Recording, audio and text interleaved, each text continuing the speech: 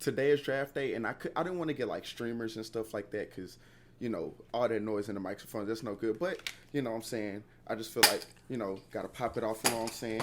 Gotta pop it off one time. You know what I'm saying? And woo, draft day. Let's go. All right, just have to do it. For those of y'all who can't see, Murray really just there's confetti all over Murray my really apartment. just put out 3 different confetti shooters, y'all. You would think somebody won a lottery. Oh my gosh. Okay. Now. Oh my gosh. Well, you can go start off the segment because you I clearly are more excited than I am. Apartment. Oh my gosh. But you know what? It's worth it, and I wish I had one more to close out the show. Let me clear off my keyboard so that I can actually do work now and hope my carpet doesn't get stained. So the draft is tonight. As Ashley said, we're recording this on the Thursday, not Wednesday. So I think one thing that I've been seeing a lot of, and it's kind of been bugging the hell out of me, is so everybody knows first is probably most likely going to be Trevor Lawrence. Second pick is probably most likely going to be Zach Wilson, right? But it's when we get to the third pick that I'm getting a little conflicted because ever since high school, Trevor Lawrence and Justin Fields have pretty much been 1-2. Like everybody's known that these have been like the top guys coming out of high school. They've been the top guys in college as far as their class is concerned. And now all of a sudden we're seeing stuff like San Francisco might be taking Mac Jones or Trey Lance with the 3rd overall pick, which again I'm not understanding. I'm not understanding the Trey Lance. Hence, he didn't even play. He barely played last season. He played 2 games last season because he went to North Dakota State, which is not his fault. To be fair, not his fault. But yeah, he only played 2 games. But go ahead. Right. If you only played 2 games, though, and it's not his fault, he went to North Dakota State, and he did lead his team in the undefeated season to the FCS championship in 2019. But at the same time, he only played 2 games last season and went to North Dakota State. Meanwhile, Justin Fields takes his team to the mecca of college football right now, and yet this man keeps dropping and dropping. Right. Mac Jones, in his first season, now it is Alabama, but he did lead Alabama to a perfect season, which also can be attributed to their coach, their running back, their defense, and also their amazing defense. And let's not forget the wide receivers. The wide receivers that came out of Alabama these last few years, it is crazy. This year, they have 2 wide receivers who could go first 2 rounds, and that's Waddle and Devontae Smith. Heisman Trophy winner. Heisman Trophy winner. But in his career, if you're looking at stats, Mac Jones is a little higher in his career. He has thrown for almost 1,000 yards more than Justin Fields. But I understand what you're saying. I'm with you on this one. Because when it comes to the athletes, Justin Fields is definitely a bigger athlete, a better athlete. Right. Like I haven't done a deep dive into the stats on either player. I haven't done, looked at everything. But what I am going to say is like, just looking, I get it. Mac Jones won that championship against Justin Fields a few months ago. I understand that. But watching them play, nothing that I've seen would say, I want to pick Mac Jones over Justin Fields. And then there's the all the questions we always see about quarterbacks that look like me and you, Ashley. And they're oh, maybe they're not as into the game as the other guy, yada, yada, yada. Which a couple things. One, Trevor Lawrence said the exact same thing a couple weeks ago. And when he was saying, like, football doesn't run his life, which is a great mindset to have. Like, you should be in that mindset. Like, okay, look, I get it. Football's here. But, like, for him, he's a man of God. Like, his faith is a big part of it. He has I don't know if they're married, but he has a fiance/wife. Like, he has other things that are important to him as well. What? I'm sorry. If my husband is an NFL player, and I'm not doing anything. Granted, I don't know what she's doing, She could be doing some stuff. But you want your husband on the field. Like, no. You're not going to be like, hey, babe, I need you to do this. Choose this over football. What I'm saying is he got a lot going on. What I'm saying is he has things in his life that are important that aren't football. Not to say that football's not an important part of his life. He said that, and nobody said anything about that. They said something about his comment about he doesn't have a chip on his shoulder. He's going there with no pressure. Which again, okay, like that's on you if you get. I mean, he's the number one pick. Like, what does he really have to prove? He's won championships. Like, and we know he's the number one pick. Right, now, granted, the NFL is different. You might have a target on your back for saying something like that, but he's going to be okay. Oh, for sure. But meanwhile, Justin Fields, there's questions about him, and it's like, what are you talking about? Keep in mind, this is the same man that when the summer was rolling around and the fall was rolling around, and the Big Ten and the Pac-12 said they weren't playing football in the fall, Justin Fields was one of the leaders at the forefront saying, no, Big Ten needs to play football. Like, we need to play football. Keep in mind, everybody knew coming into this draft, Justin Fields was going to be a top 3 and should be a top 2 pick. Like, he had nothing to prove either. So not even just that. Don't forget, he played the national championship game with a bruised rib. Yeah, exactly. So, like, what are we talking about? Where is this? What are we talking about? I don't understand. Where's this coming from where one guy has football at the forefront and it's like, oh, we love him, we want to, all that stuff, but then the other guy who just so happens to be black, because we've seen this before, and it's like, oh, he's not in this, we don't know, we're not 100% sure. This is where I think the line comes between choosing athletes to be analysts on TV, because there was this big thing. Who was the guy's name? Remember we were talking about him? He was the guy saying that he heard that Justin Fields wasn't as committed to football. What was his name? He works on ESPN. Was it Orlovsky? Yes, Orlovsky. So he was saying that he had heard that Justin Fields wasn't as committed to football. And then he comes back and says, actually, after checking my sources, that's not true, because people were getting on to him about the black quarterback narrative. Right. It's like, bro, you're putting the black quarterback narrative on him. And when we say black quarterback narrative, we know that black quarterbacks can play. And we know that black quarterbacks are committed. Think about one of the best quarterbacks in the league right now, Patrick Mahomes. Mm-hmm. Okay, and if you're not thinking about what Deshaun Watson has going on off the field, think about what he was doing on the field, right? And yet Mitch Trubisky got picked before both of them in that draft class. Right. But when you have people like that who are not checking sources before reporting, because, you know, as journalists, we have to check the sources before reporting. Mm-hmm. But you have people, you know, ex-players who aren't checking sources before reporting, and that's when that narrative comes down. And since that narrative has been out, I've seen Justin Fields go lower and lower and lower. Okay, and you just brought up 2 points for me, and I appreciate it. So, one, we can even extend this not just to quarterbacks, but to a bunch of people. Look at Larry Tunsil, how that video of him smoking just magically came out on draft night. Lyle Collins, he went undrafted. I believe he went undrafted, or either that or the Cowboys got him really late in that draft because his girlfriend got killed, and he was in, like, his girlfriend, like, got killed in Baton Rouge. He was in New Orleans at a Pelicans basketball game the night it happened, and they were still, like, he was still a person of interest and all that stuff, and it made him slide in the draft and lose a bunch of money. So anyway, I meant to tell you over here creating fake dead girlfriends, and he still goes high. Like, right. So let's be real. That, like, it's not just quarterbacks. We're just talking about quarterbacks here. It happens to a lot of black people. Athletes. Right. Yes. Exactly. But we're getting into this quarterback debate, and it's 5 quarterbacks that's could go in the first round. You have obviously Trevor Lawrence, Zach Wilson, Mac Jones, Trey Lance, and Justin Fields. Right. Let's just talk about the history of that first. 5 quarterbacks going in the first round, and a lot of people saying these 5 quarterbacks are going in the top 10 picks. They should. The most we have seen quarterbacks go into the first round was in 1983. 6 quarterbacks went in the first round, and I'm just going to throw 2 names out there so you can see how, you know, historic this quarterback class was. John Elway and Dan Marino. Okay. I mean, yeah. You went, 6 quarterbacks went that first round that time, and now we have 5 quarterbacks coming in this first round. Now, granted, do I think we are going to have 2 of the greatest quarterbacks of all time come out of this draft like, you know, you did in that 1983 draft? Probably not, you know. Probably not. Or if they do, it'd be a sleeper, like somebody drafted in like the 3rd or 4th round that comes up and it's just like, oh my God, this guy's amazing. But it got to be the first round though, because that's the history. Oh yeah, you're right. Yeah. I see what you're saying. So, I mean, shout out to the history, but also a lot of teams need quarterbacks at the same time. let's just look at the teams picking this year. A lot of teams need quarterbacks.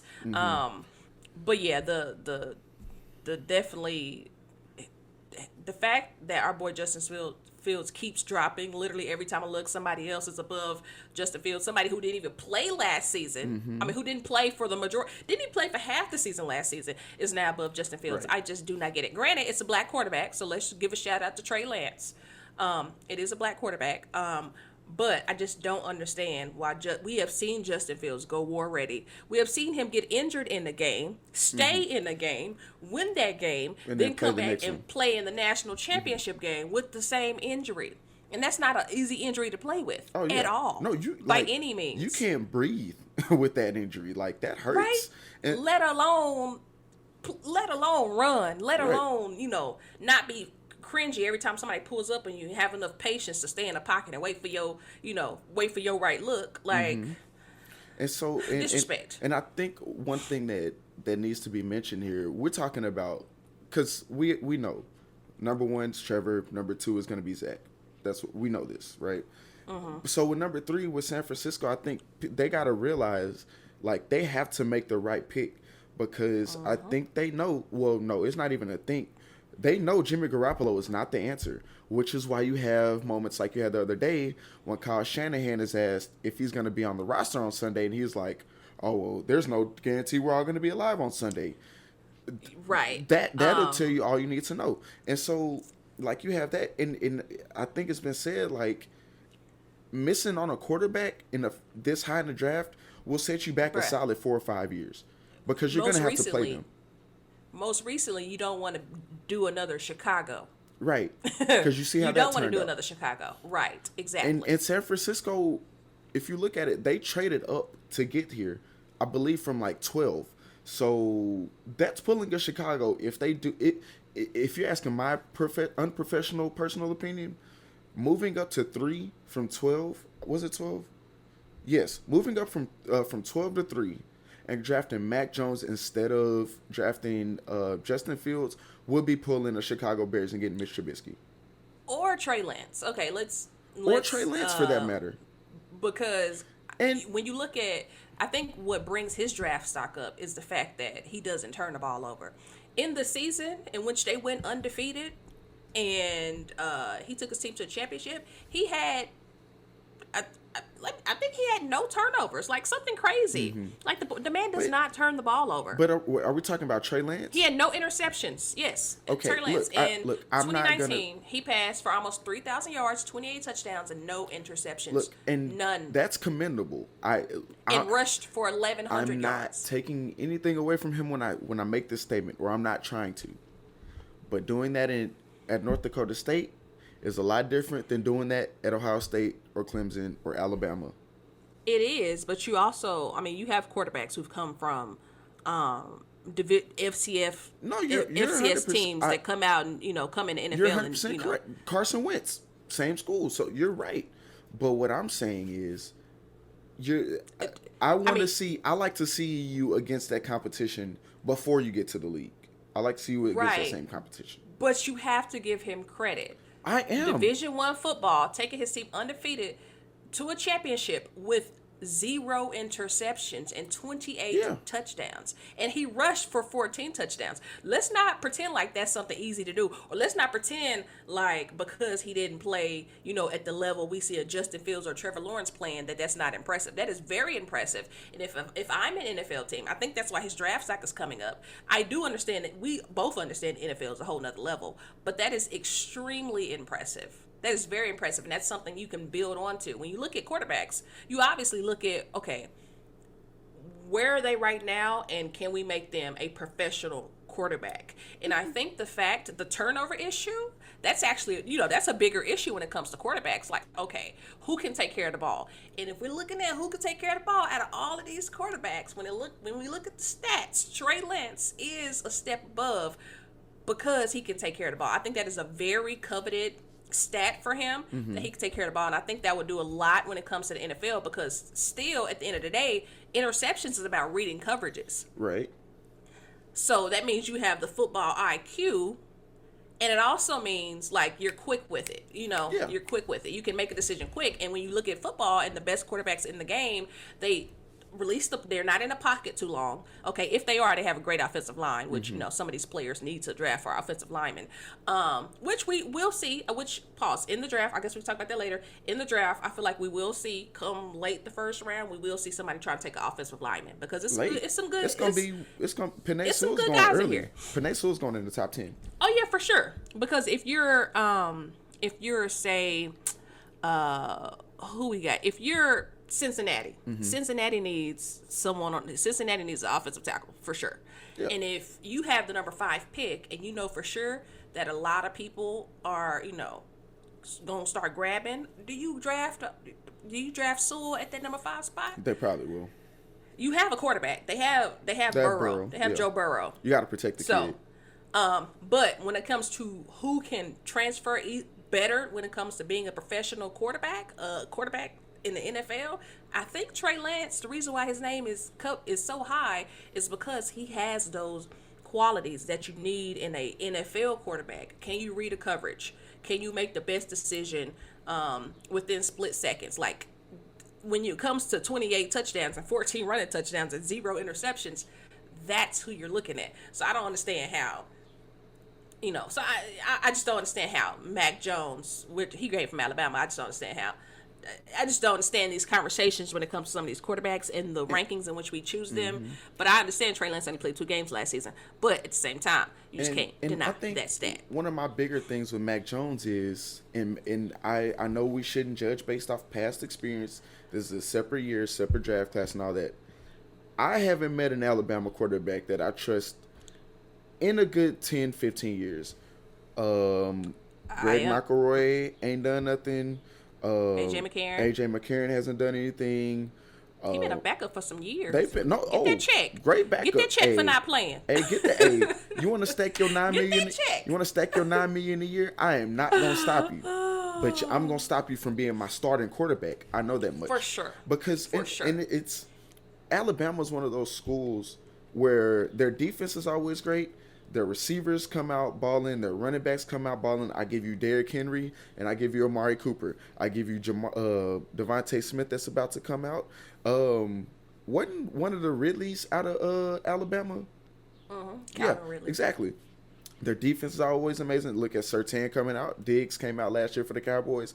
Like, it's everybody else. Everybody, not all 21 other starters, are great. It's just quarterback. Mac Jones also had the Heisman winning wide receiver on his team. Which so that says something. Helps. And he also had Waddle on his team too. Because that says something. That says something when your receiver wins a Heisman, because a knock when it comes to like receivers getting Heismans, MVPs, into the Hall of Fame and stuff is always, somebody had to throw on the ball. That should say something when your receiver won the Heisman, and we know your receiver's going in the top 10, but you're still like, somebody might have to trade into the top 10 to get you. Or at least that was the thought process before a couple days ago. And let's be clear. When it comes to the draft, anybody who's talking is probably lying to you. The 49ers could be throwing all smoke screen right now, knowing good and well that they're drafting Justin Fields at number 3. They could be doing that and messing everybody else's stuff up, because what are you going to do? Like, you can't just... I feel like as a GM, I would see that come out and like I would have to somewhat believe them. Knowing that they're probably lying, I would have to have my contingency plans in place just in case he's gone, which everybody does. Everybody has their big board of people and they're like, okay, this is who I want, but he might not be here. If he gets to where we are, we're going to take him. But if he doesn't, we're going to take this person, so on. But so you mentioned that San Francisco could be lying and draft Justin Fields at number 3. Mm-hmm. But then you have the Atlanta Falcons right behind them. Right. Now, if you're the Atlanta Falcons, do you draft, if Justin Fields is taken at number 3? I'm drafting Kyle Pitts. You're drafting Kyle Pitts. Yes. Well, see, to me, everybody is saying draft Kyle Pitts at tight end. But to me, I'm sorry, but I still need a franchise. I need a franchise quarterback. I'm sorry, I do need a franchise quarterback. And if Trey Lance and the Mac Jones is still available, I'm sorry. I mean, I'm saying I'm gonna grab a quarterback. So let me get this right, and it's not a terrible thought at all, but we're saying possibility of four quarterbacks, top four. Yep, definitely. Kyle Pitts is definitely a great tight end. He's obviously when the only conversation outside of top picks, quarterbacks, and then it's Kyle Pitts, like at tight end, because people were saying, "What you say? You would be upset if the Cowboys traded up to get Yes, Kyle Pitts?" I would be absolutely livid. Because then we're losing picks to get him. Yes. But when it comes to changing an organization, the Atlanta Falcons have sucked these last few years. When it comes to changing an organization, you can't change an organization from a tight end. That's true. I mean, well, you can't change the future of your organization from a tight end. I feel like if Trey Lance is still available at number 4, which I believe he is, or if a Justin Fields is still available, granted, I don't think the Atlanta Falcons are going to grab a Justin Fields, but I think, if Trey Lance is still available, I feel like it's, when it comes to Trey Lance, Kyle Pitts, shout out to both of them for being black, in the conversation we're talking about right now, but it's also football.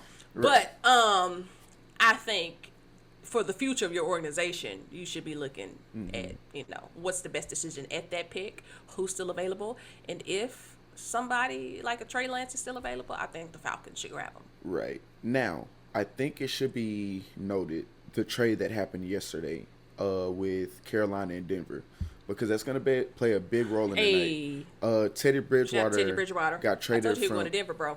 You did? Did I tell you? I said that would be a great. Remember, I said that would be a great. I was tired of looking at Jerry Jeudy get passes from Drew Lock, and I said I would love a Teddy Bridgewater to go and because Teddy Bridgewater is a solid quarterback. Yes, clap to me. Claps to you. I told you, I saw that one coming. Yeah. But I would like to see Jerry Jeudy flourish, and I think Teddy Bridgewater. I mean, anybody's better than Drew Lock at this point. Right. But yes, I was just about to say, I think the Drew Lock experiment might be over. Drew Lock's highlight of the season was when he was on the sideline dancing to some rap music. So that's it. So highlighted his career. I think this is going to be a big deal because people were saying, okay, New England. Let's say, I think the only one that would make them do this would be Mac Jones. But let's say he falls, like he makes it out of the top 5, and so he's gonna fall because Detroit has a quarterback. Mac Jones. Yes. Okay. Did I say Mike? No, I was trying to figure out who you said he, so I was trying to make sure you're talking about. Yeah, Mac Jones. I'm about to make me say Mike. Mac Jones, if he falls past 5, or if he falls past 5 and 6, Detroit has a quarterback, Carolina has a quarterback, then it's gonna come to Denver. Denver also has a quarterback. They were saying like New England could mess around and trade up with Dallas at 10 to try to get Mac Jones. Would somebody trade up to 9 to try to get Mac Jones? Again, I wouldn't personally do it, but I was hearing that, which I thought this was would have been a great idea, that New England should trade up to get Justin Fields. Mac Jones, I don't know. I mean, granted, because I don't know. I feel like that organization is changing a little bit with them having Cam Newton and, a more versatile quarterback. I think, learning under a Cam Newton, I think a Justin Fields would flourish more than a Mac Jones would flourish. Right. So I just throw that out there. But, hey, I was hearing they could trade up for Justin Fields. But if you don't think they could trade up for Mac Jones, that, hey. Yeah, because, I mean, because, like I said, you get to that point where you're like, even if you're Dallas, which I wouldn't be happy about, but I would understand. Like, let's say it gets to 10 and somebody wants to trade up to get him. I would want to go ahead and get the best defensive player possible at number 10. But if we're moving back 5 spots and we know we're still going to get a good defensive player, I'm like, okay, you know what? I would rather you not do it. But I would be okay with it because that would still make sense. You'd end up with more picks, and you'd be able to try to bolster that defense a little bit more. But like I said, I would not move to get Mac Jones. but that's just me. And from I wouldn't move to get Mac Jones either. That's why I threw it to Justin Fields out there. I moved to get a Trey Lance, but that's why I threw Justin Fields out there, because I wouldn't move to get Mac Jones. Like, if I'm trading up, I'm not trading up for a Mac Jones, because I honestly, like you said, we're looking at the history of Alabama quarterbacks, because Alabama always has good receivers, always has good running backs, always has a great defense. That's how they win. I can't say good, good, and great. They always have great, great, and great. Right. That's how they win Let's every get year. it right. Let's not disrespect these guys now. So when it comes to, like, you see Mac Jones play, and Mac Jones, other than Trevor Lawrence, Mac Jones has the most career yards, passing yards out of the rest of these quarterbacks we're talking about. But you also had the best receivers in college football. Well, some of the best receivers in college football. But yes, well, I mean, Devontae Smith did win the Heisman, so you had the best receiver last season. He had the best player in college football this season as a receiver. Right. Now, we are talking about, the best wide receivers in the first half. Let's not forget Jamar Chase. I don't want to, leave nobody off the list with LSU. I don't want to leave nobody off the list when it comes to the best receivers in college football and who could go in the first round. I just want to throw that out there. But Mac Jones's stats are a little padded. Actually, they're a lot of padded. They're a lot padded, because if you give Trevor Lawrence had a Devontae Smith, oh my God, he'd have thrown for now 5,000 yards. Right. Now Jalen Waddle struggled with injuries this last season, but had Justin Fields had a Jalen Waddle, a healthy Jalen Waddle, Oh boy, bro, he probably would have had an extra 1,000 career passing yards. I'm just saying.